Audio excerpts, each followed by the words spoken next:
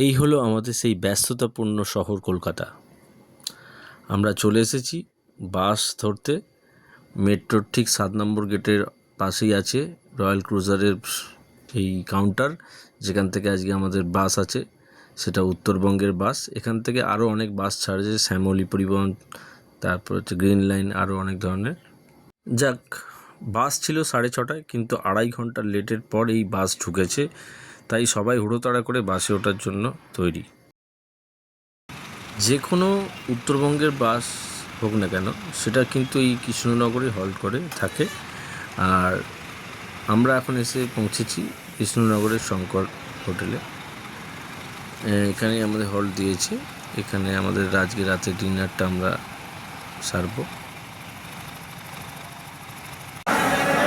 এখন আমরা কৃষ্ণনগরে এসেছি শঙ্কর হোটেলে। এখানে আমাদের আজকে ডিনারটা কমপ্লিট করে তারপর আমরা আমাদের মাংস করে নিয়ে এসেছি, তড়কা নিয়েছি আর রুটি নিয়েছি। এটা মাছ নিতেই হবে, তড়কা রুটিটা মাছ নিতে হবে। হ্যাঁ, আমরা মাংস তৈরি করে নিচ্ছি, ওর সঙ্গে দিয়ে আমরা এরপরে আমরা আবার রওনা হব শিলিগুড়ির দিকে। ঘড়িতে এখন 6:30 বেজেই গেছে, তাই কিষানগঞ্জ থেকে 27 কিলোমিটার দূরে চায়ের জন্য এখানে ব্রেক নেওয়া হলো। এই হলো আমার সেই অনেক পুরনো চেনা শহর শিলিগুড়ি। শিলিগুড়ি বাস স্ট্যান্ডে আমরা নেমে পড়েছি। পড়ে বাস থেকেই আমাদের কিন্তু 4 ভাইয়ের সঙ্গে পরিচয় হয়েছিল। তারা এবং আমরা মিলে একটা শেয়ার গাড়ির ব্যবস্থা করছি। শেয়ার গাড়ি এখানে 250 টাকা করে নেয় মাথা পিছু। সেই গাড়ি ধরেই আমরা এগিয়ে চলেছি দার্জিলিংয়ের উদ্দেশ্যে। গাড়ি স্ট্যান্ড ছেড়ে কিছুটা যাওয়া মাত্রই সেই আঁকাবাঁকা পথের সৌন্দর্যের খেলা শুরু। শিলিগুড়ি থেকে দার্জিলিং ওঠার পথে আমরা এখন জায়গায় থামলাম, যেখানে আমরা ব্রেকফাস্টটা সেরে নিয়ে আবার রওনা হব। দেখি ব্রেকফাস্টে তো অনেক কিছু খাবার আছে, তার মধ্যে থেকে একটা অর্ডার দেওয়ার চেষ্টা করি। ব্রেকফাস্টের জন্য এখানে পুরি, সবজি, ম্যাগি, চা, বিস্কুট, এছাড়াও ঠান্ডা পানীয়রও ব্যবস্থা ছিল এখানে। তো আমরা কিন্তু ম্যাগি খেয়েই ব্রেকফাস্টটা কমপ্লিট করলাম। আমরা এখন ঘুম স্টেশনের কাছে এসে গেছি, আর দূর থেকে আওয়াজ শুনতে পাচ্ছিলাম গান বাজনার। যেহেতু আজকে দোল উৎসব, তাই এখানের লোকেরাও খুব সুন্দরভাবে রং খেলছে ও মাতোয়ারা হয়েছে। আমাদের গাড়িতেও কারা যেন একটু আবির ছুঁড়ে দিল। যাই হোক, খুব ভালোই মজা লাগলো। দার্জিলিং বাস স্টপ থেকেই যেহেতু আমাদের পথ দুজনদের আলাদা হয়ে যাবে, তাই এখানে একটু আবির খেলে নিই। একটা সেলফি হয়ে যাক। বাসে পরিচিত ওই ভাইদের সঙ্গে আবির খেলতে খেলতেই আমাদের হোমস্টে থেকে গাড়ি এসে গেছে। আমরা এখানে তাড়াতাড়ি গাড়িতে উঠতে হবে, নইলে কিন্তু গাড়িতে ফাইন করে দিতে পারে। আমাদের ড্রাইভার দাদার নাম হচ্ছে রিতেশ ভাইয়া। রিতেশ ভাইয়া আমাদের দার্জিলিং বাস স্টপ থেকে রিসিভ করে তেনজিং নোরগের রক ক্লাইম্বিং যেখানটা হয় সেটা পার করেই কিন্তু ডান দিকে আমরা নেমে গেলাম। এবড়ো খেবড়ো আঁকা বাঁকা রাস্তা। রাস্তা যতই খারাপ হোক না কেন, আমাদের ডেস্টিনেশন কিন্তু লেবং। সুন্দর পরিবেশ একটা। দুপাশে যেহেতু বসন্তকাল, গাছের পাতা সব শুকনো হয়ে ঝরে পড়েছে, দেখতেই পাওয়া যাচ্ছে। রাস্তা খুবই স্টিপ আর আঁকাবাঁকা। অতএব এটা যেন একটা অ্যাডভেঞ্চার ট্যুরের পারফেক্ট निदर्शन। वाटरफॉल्स मिलेगा आप लोगों को। कौन सा नाम क्या? सामने ब्रिज भी मिलेगा, स्विमिंग पूल मिलेगा, ऑरेंज गार्डन वगैरह मिलेगा। ऑरेंज गार्डन पैदल पैदल घूम पाएंगे क्या? पैदल घूम सकते हैं, थोड़ा टाइम लगेगा, 1-2 घंटा 2-3 घंटा लग जाएगा ना।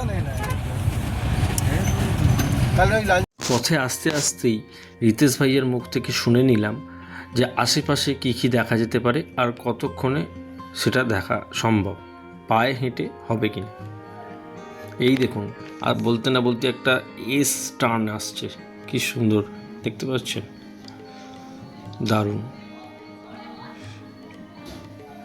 শীতকাল হলেও এখনও কিন্তু গাছের পাতা সবুজ আমরা দেখতে পাচ্ছি, যেহেতু এখানে ঘন জঙ্গল, বেশ নির্ঝুম পরিবেশ।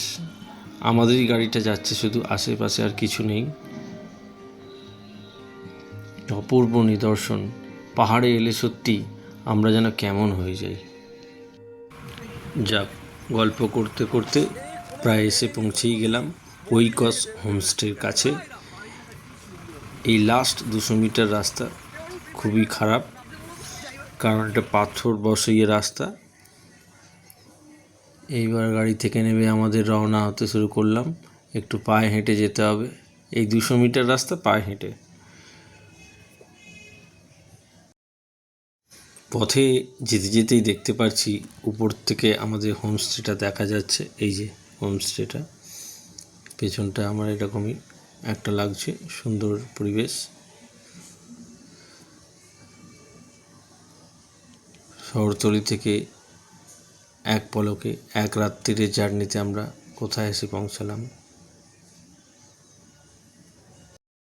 একটা কথা বলে রাখি সমস্ত দর্শক বন্ধুদের আমার, যে এই দার্জিলিং থেকে লেবং আসবার সময় কিন্তু অবশ্যই আপনার খাওয়া দাওয়া খুব নিয়ন্ত্রণ করে করবেন, কারণ রাস্তা এতটাই খারাপ যে কোনো মুহূর্তে কিন্তু যাদের ভমিটিং আছে ভমিটিং হতে পারে। উল্টো পাল্টা খেলে কি অ্যাসিড হয়ে যায়, তো তাতে আরও বেশি প্রবলেম হতে পারে। তাই খাওয়া দাওয়া খুব যতটা কম করা যায় আর শুকনো টাইপের খাবার খেতে পারেন, সেটাই বেটার হবে এখানে আসার জন্য। বিপ্লবদা আর সঞ্জয় রীতিমতো হাঁপিয়ে গেছে, তাই হাত ধরে ধরে ওপরে ওঠার চেষ্টা করছে দেখতে পাচ্ছি।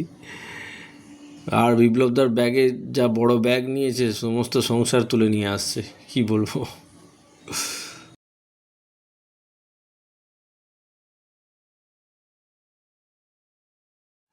আরও একটা কথা বলে রাখি আপনাদের, আশিসদার হোমস্টে কিন্তু আগে 2টি রুম ছিল, এখন বর্তমানে 3টি রুমের ব্যবস্থা উনি করেছেন। আর এই যে যেদিকে উঠছে আমার বন্ধুটি দেখছেন, এই রুমটা হচ্ছে আমাদের, এটা উঁচুতে আছে একদম। ওহ, দারুণ ওয়ান্ডারফুল একটা সুন্দর দুর্দান্ত পরিবেশের মধ্যে এই হোমস্টে, সত্যি দারুণ লাগছে, অপূর্ব। মাটি দিয়ে আর কাঠ দিয়ে তৈরি আশিস দাদের এই হোমস্টে, ওইকস হোমস্টে। ভেতরে এদিকে বাঁদিকে একটা বেড দেখছি, ঢুকেই একদম বাঁদিকে আয়না, আর তলায়, আচ্ছা এই তো তলায় হচ্ছে আপনাদের সোফা আছে, একটা সুন্দর কোটেশনও দেওয়া আছে।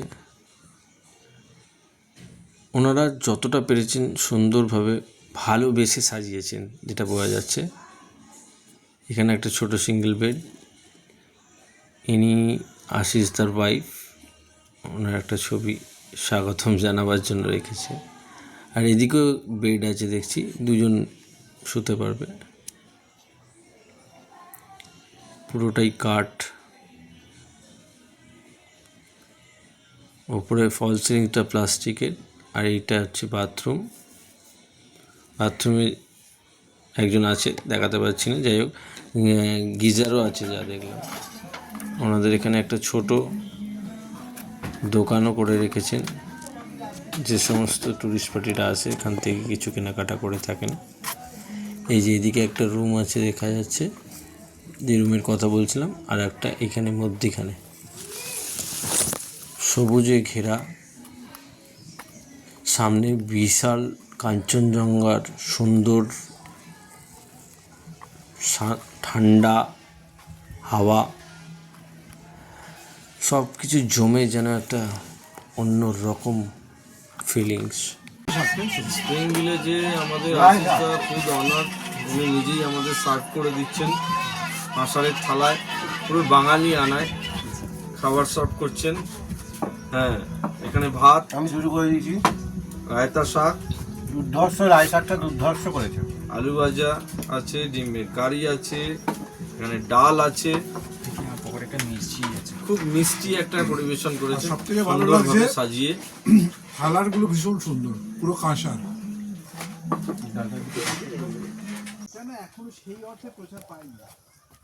না, এই জায়গাটা এখনও সেইভাবে প্রচার পায়নি।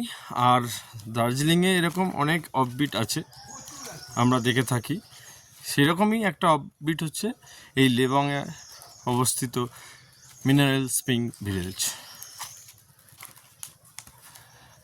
এখানে সমস্ত হোমস্টে ইনক্লুডিং থাকা খাওয়া, একটা সুন্দর শান্ত নিরিবিলি নিস্তব্ধ শীতলতম পরিবেশ।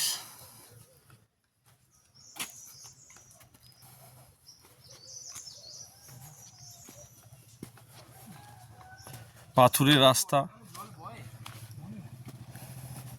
গাড়ি ঘোড়া এখানে খুবই কম। বাহ, একটা মনোরম পরিবেশ। দূরে পাখিদের কিচিমিচি ডাক, ঠান্ডা শীতলতম একটা পরিবেশ, যেটা আমাদের শহরতলির মধ্যে আমরা দেখতে পাই না একদম। আর এখন তো গরমকাল একদমই, তাই জন্যই তো দৌড়ে চলে এলাম দার্জিলিংয়ের এই ছোট্ট জায়গা লেবং। খুব সুন্দর, ওপরে সারি সারি নানা ধরনের গাছের জঙ্গল, যেন আকাশ ছুঁতে চাইছে তারা ধীরে ধীরে।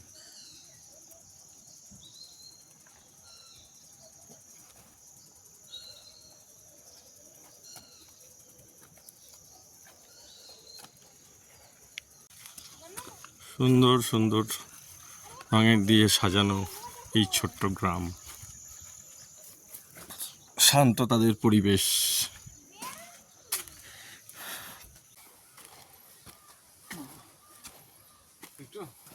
যারা একটু নিরিবিলি ও নিস্তব্ধ পরিবেশ পছন্দ করেন, অবশ্যই আমি রিকমেন্ড করব তারা যেন এখানে একবার এসে দেখে যায়। অনেকক্ষণ অপেক্ষার পর কিন্তু এই অপূর্ব সৌন্দর্যটা দেখতে পেয়ে চোখটা যেন শান্তি পেল। সত্যি যেন দূরে মনে হচ্ছে জোনাকিরা চিকমিক করছে, না তারা আকাশের মানে এত অন্ধকারের মধ্যে এই আলোগুলো এত সুন্দর লাগছে। পুরো দার্জিলিংটা এখান থেকে পরিষ্কার দেখা যাচ্ছে, আলোয় আলো। পাহাড়ের এই আলো জ্বলার দৃশ্যটা সত্যি অপূর্ব। ये क्या है? आपका इसको हम बोलते हैं नखरी। नखरी। नखरी ओके। ये टाइप का, जैसे क्या बोलते हैं इसको, नखरी तीते बोलते हैं इसको, लोकल नेम तीते। नखरी में को फूल होता है, उस फूल को भात राइस के साथ ओके। बनाते हैं। ये थोड़ा तीता तीता मोटा होता है। भात टाइप का। हाँ जी, तीता तीता होता है, लेकिन ये ना आपका एकदम अच्छा है शरीर के लिए। और ये ब्लड प्रेशर के लिए बहुत अच्छा है। थोड़ा बिटर होता है।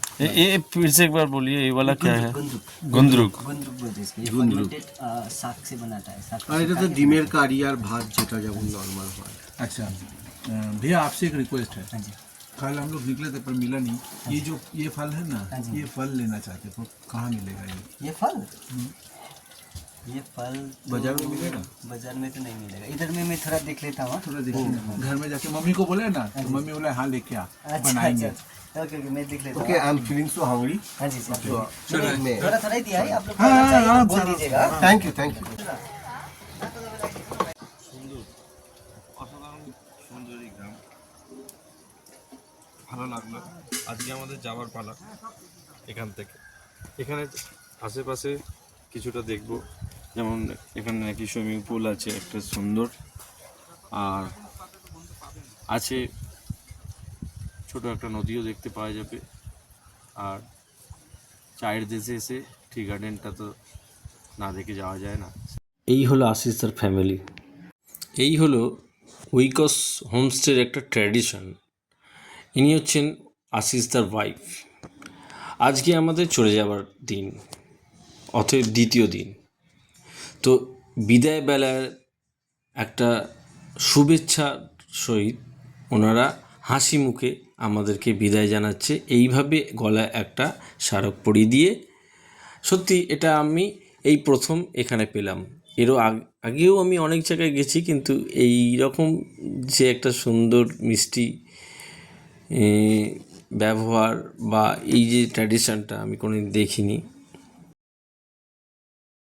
যাক, আশিসদার হোমস্টে থেকে বেরিয়ে আমরা পৌঁছে গেলাম অনেক দিনে অপেক্ষার সেই জায়গাটা, যেখানে আমি আসার জন্য খুবই অনেক দিন ধরে মন আমার ছটফট করে উঠছিল, সুইমিং পুল। আর এর সমুদ্রের ধারে বা বড় বড় হোটেলে তো আমরা সুইমিং পুল দেখেই থাকি, কিন্তু পাহাড়ের এই ভ্যালি অফ বিউটি দেখতে দেখতে স্নান করার মজাটাই আলাদা। না এলে এর মজা সত্যিই কেউ বুঝতেই পারবেন না। এটা বুঝতে গেলে এখানে আসতেই হবে, আর এসে এখানে সময় কখন যে আপনার কাভার হয়ে যাবে সেটা বুঝতে পারবেন না। শুধু সুইমিং পুলে স্নান করাটা নয়, এখানে আপনি হট ড্রিঙ্কস, সফট ড্রিঙ্কস, সমস্ত রকম ড্রিঙ্কস পাবেন, ও সাথে আরও কিছু খাবার দাবারও পেয়ে থাকবেন। আমার সাথে থাকা আমার বন্ধুরা এই ঠান্ডা জলের ঠান্ডা অনুভব করতে চাইলো না, তাই নিচে নামলো না সুইমিং পুলে। আমি একাই নেমে পড়লাম, আর এর আনন্দে সত্যি আমার মন খুবই উৎফুল্ল। চশমা চলে গেছে।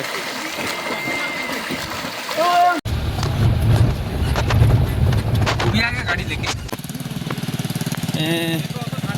ये वाला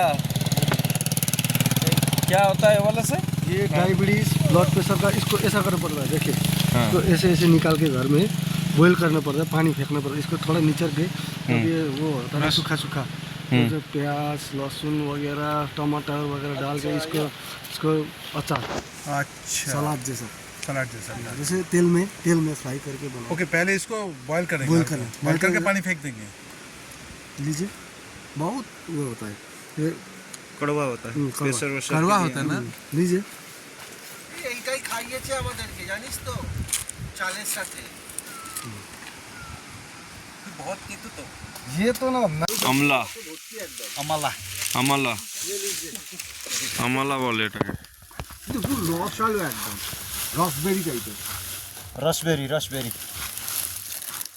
इसको कब तक रहेगा ये, ভালো হবে জানিস তো। ठीक रहेगा कब तक, फ्रिज में रख लीजिएगा। चले जाएगा अभी ওই এটা महीने 2 महीने? ये तो एक তোর মধ্যেই রাখ। हाँ, এখানেই রাখো।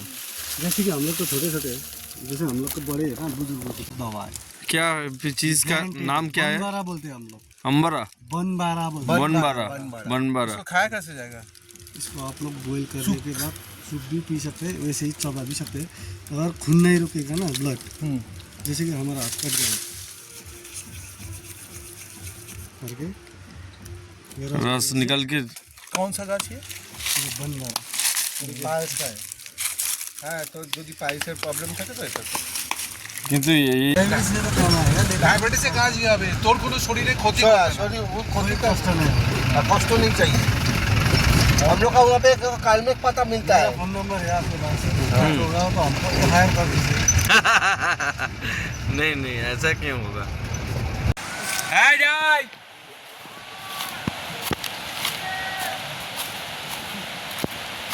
আমার চেঁচাচ্ছে দেখো নাকি।